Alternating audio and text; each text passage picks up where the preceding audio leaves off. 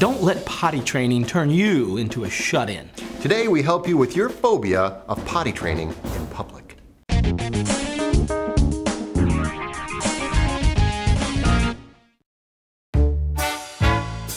Today's episode is brought to you by Baby Bjorn. You know, this wonderful Baby Bjorn potty chair may be just the thing your little dude needs to get him excited about public potty training. You know what, Daddy Brad? Potty training is stressful enough, even when you're doing it in the private confines of your own home. Yeah, you think it's tough cleaning that deuce off of your own shag carpet? Wait till you have to deal with the embarrassment of a public accident. Yeah, and when things happen in public, it just seems to add an extra layer of pressure and stress that makes it all the more complicated. Yeah, and the results can be really crappy. Don't say crappy.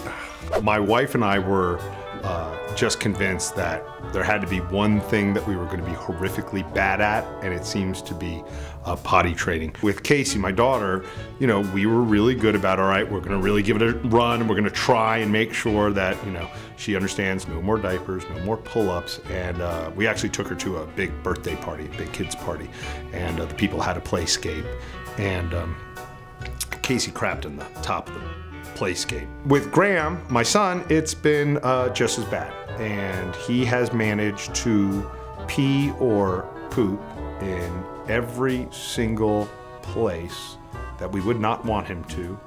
Family members' homes, friends' homes, lots of restaurants, cafeterias, where we work. I will do anything to avoid the embarrassment of having to go to somebody. If we were at a birthday party the other day, hour long, we hadn't even gotten to the cake. He peed himself, I didn't bring extra stuff. I said, that's it, we're going home. And I think that if I do that, he'll be like all upset, which he was, and that will make him start peeing and pooping in the potty, which he hasn't done. None of it's worked, because we're doing it wrong. We're punishing him, which they say you're not supposed to. We're getting mad at him. I still think he does it to spite me.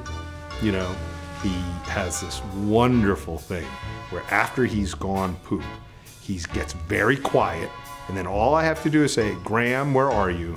Or Graham, did you go potty? And he goes, don't tell me that.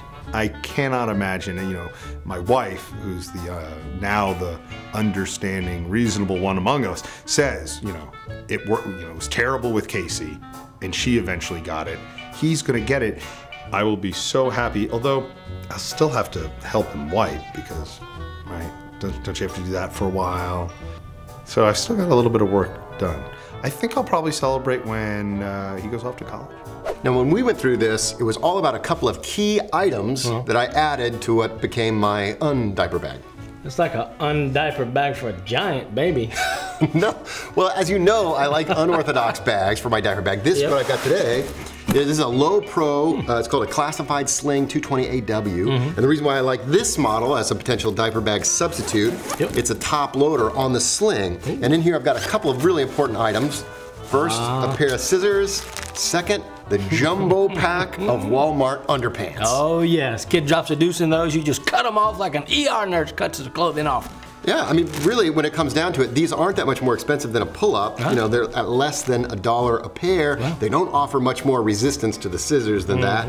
You cut them off, throw them in a Ziploc, and you can dispose of them. No problem, walk away, nobody's any the wiser. Nobody knows. Hey, what do you have for the pool in there?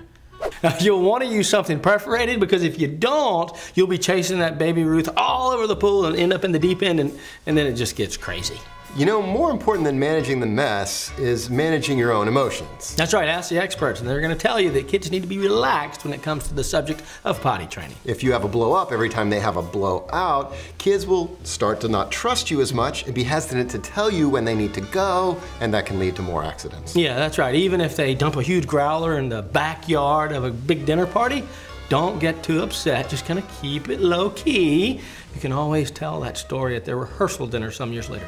If you've got nightmare public potty training stories, suggestions on how to clean up the mess, or tips on how to keep your cool in this stressful situation, we want to hear from you. Join us at DadLabs.com. Create some conversation there. You'll hear from us for sure. Thanks to our sponsor, Baby Bjorn. You know, if you find yourself having to pack this little doozy on all your family outings, don't blame us.